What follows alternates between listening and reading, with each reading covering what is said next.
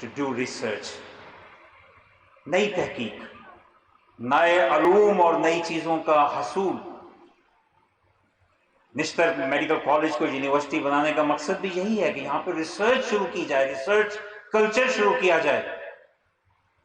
لیکن جب ہم ریسرچ کی بات کرتے ہیں تو it's not just the academic research we do, or not just the theoretical research we do, or not just the practical research we do in our labs.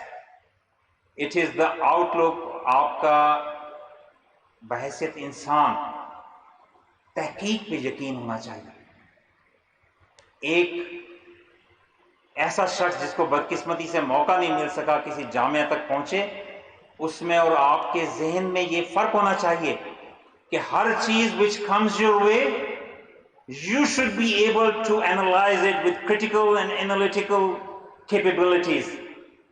Critical and analytical analysis should be your core strength.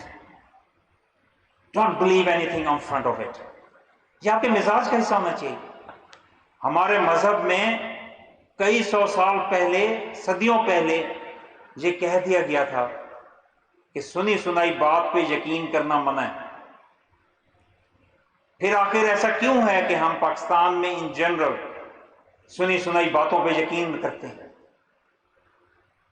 اور topic ضروری نہیں کہ کوئی ہو, صرف چاہے science ہو, research ہو. اگر social media پہ آپ نے پڑھا کہ آج امریکہ میں یہ تحقیق ہوئی ہے اور اس کے مطابق جناب نئی ڈسکوری یہ آ گئی ہے, کہ ہم نے ریسرچ کی یا صرف اس کو آگے سے آگے فارورڈ 500 لوگوں کو اور کر دیا, او یہ نئی ریسرچ آئی ہے, let me be the first one to break the news.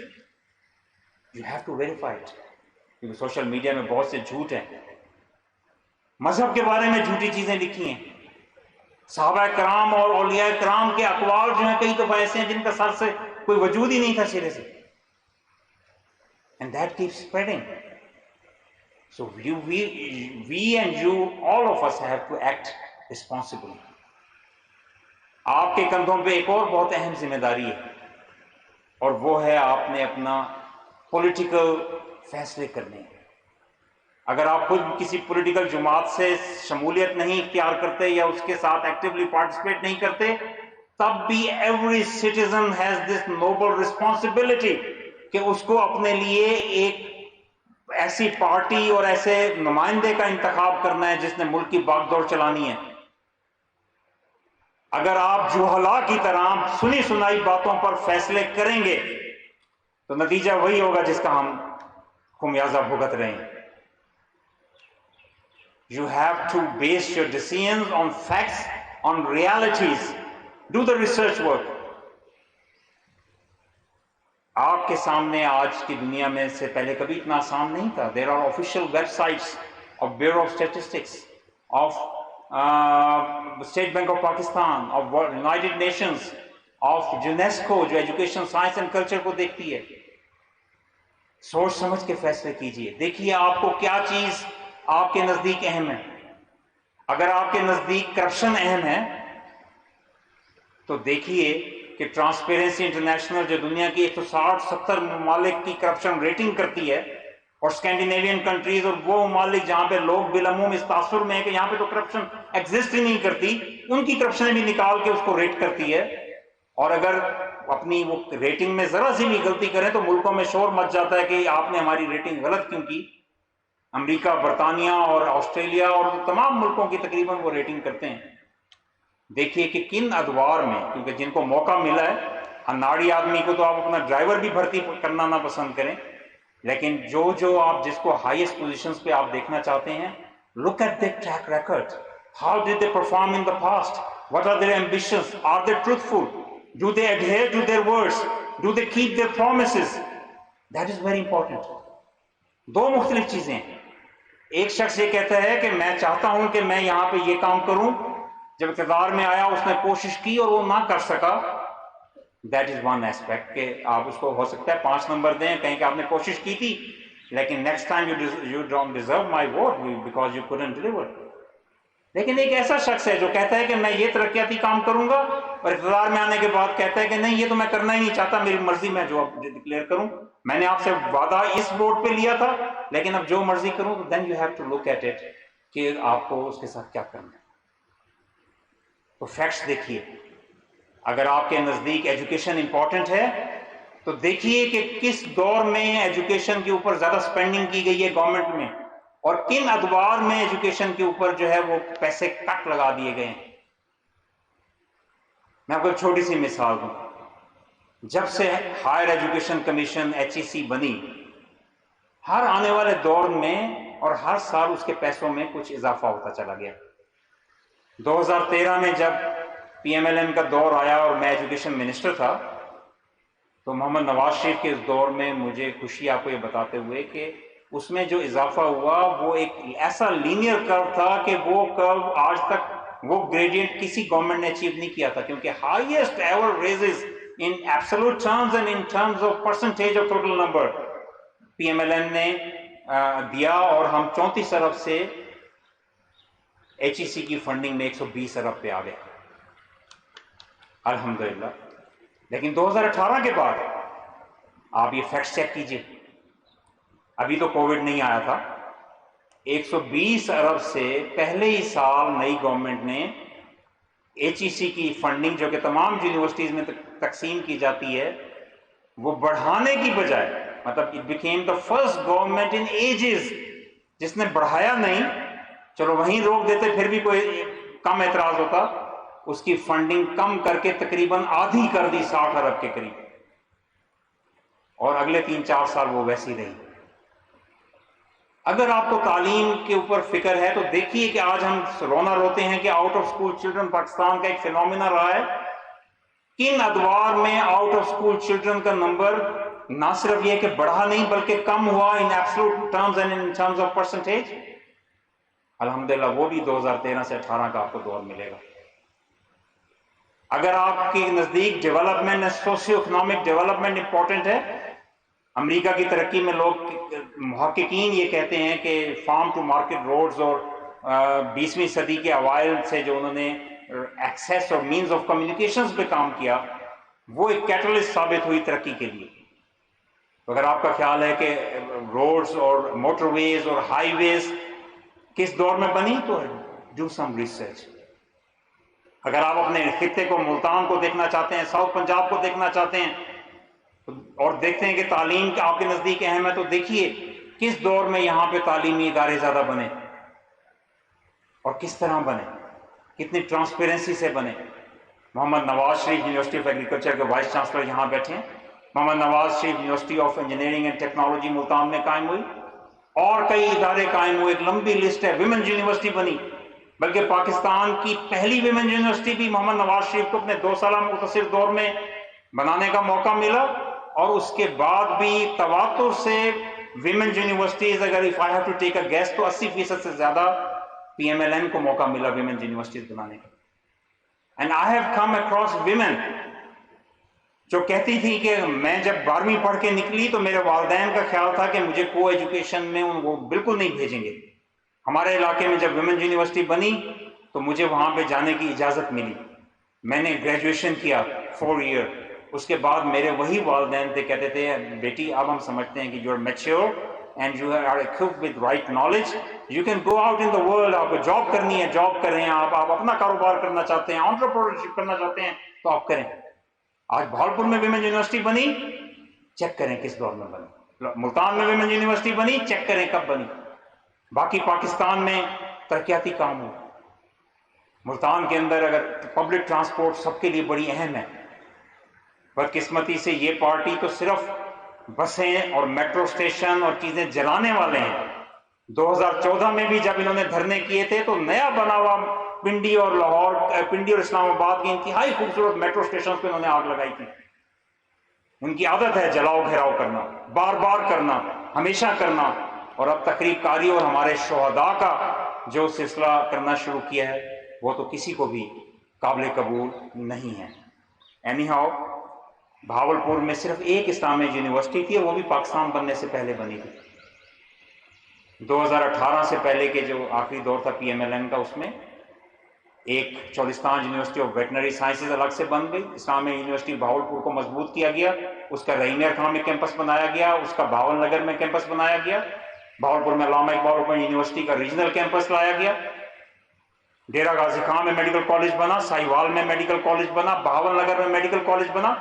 یہ الگ بات ہے کہ بہاول نگر والا میڈیکل کالج پچھلے 4 سالوں میں مکمل ہونے کے باوجود توفیق نصیب نہیں ہوئی کہ اس کو چلا سکے. یہ الگ بات ہے کہ بھاولپور میں تقریباً مکمل ہونے کے باوجود 2018 میں جو ہماری بچیوں کے لیے ایک عوامی پراپرٹی اور عوام کے پیسوں سے بنا ہوا ہوم اکنامکس کالج تھا، اس کو نہیں چلایا گیا. کیوں نہیں چلایا گیا؟ کہیں کوئی یہ نہ کہہ دے کہ یہ پچھلی گورنمنٹ نے بنایا تھا. انتہائی افسوس کی بات ہے. You are keeping our children away from education. اس دن میں Muhammad Nawaz Sharif university of engineering and technology میں گیا. جتنے بچے آئے ہوئے تھے جو مجھ سے مل رہے تھے، ہر کسی کو جابز ملی ہوئی تھی، اور میں سوچ رہا تھا کہ اگر یونیورسٹی یہاں نہ ہوتی تو پروبیبلی ان کے لیے لاہور، اسلام آباد یا کسی اور یونیورسٹی میں یا میرٹ نہ بنتا یا جا کے پڑھنا ممکن نہ ہوتا. کسی والد نے مجھے فخر سے بتایا کہ ہمارا بچہ نشاط میں کام کر رہا ہے، کسی نے کہا ماسٹر ٹائل میں کام کر رہا ہے، کسی نے کہا کہ شلم برجر سعودیہ میں بہت اچھی کام کر رہا ہے. ایک والدہ نے بتایا کہ میرا بیٹا نہیں آ سکا، وہ چائنا میں پی ایچ ڈی کر رہا ہے. شی واز ایکسٹریملی ہیپی کہ اسکالرشپ اس کو مل رہی ہے. ایک والدہ نے بتایا میرا بچہ سنگاپور میں بہت اچھی جاب کر رہا ہے. Because educational institutions are enablers, they give you knowledge. یہ ہمارا قومی اثاثہ ہوتے ہیں. لیکن ان کی فنڈنگ 2018 کے بعد جو بڑھنی تھی وہ روک لی گئی. آج تک university of engineering and technology Muhammad Nawaz Sharif university اپنے اصل کیمپس میں موو نہیں کر سکی. جو کام 3 سال پہلے ہو جانا چاہیے تھا وہ ابھی تک نہیں ہوا. آج ملک کے اوپر اتنا بڑا ڈیٹ برڈن ہے. 2018 میں جتنا ڈیٹ برڈن تھا اس کا 79% اگلے 3.5 سال میں ملک پہ لاد دیا گیا.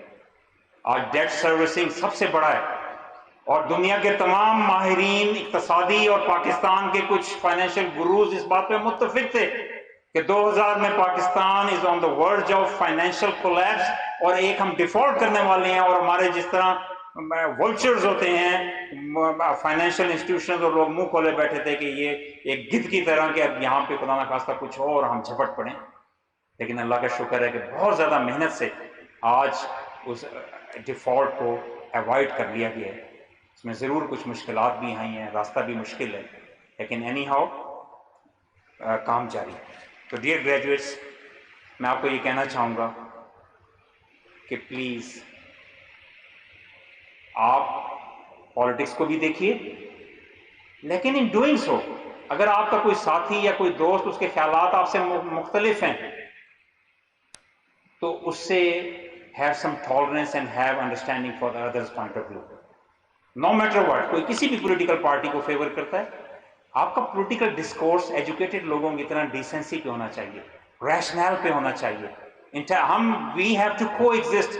ہم سب پاکستانی ہیں، ہم نے مل کے کام کرنا ہے، مل کے اس ملک کو آگے لے کر جانا ہے. تو ہمیں ان لوگوں سے بھی دور رہنا چاہیے جو نفرتیں پیدا کرتے ہیں، لوگوں کو ایک دوسرے سے لڑاتے ہیں، اور ہر وقت یہ ماحول پیدا کرتے ہیں کہ دوسرے سارے چور ہیں اور صرف ہم ٹھیک ہیں.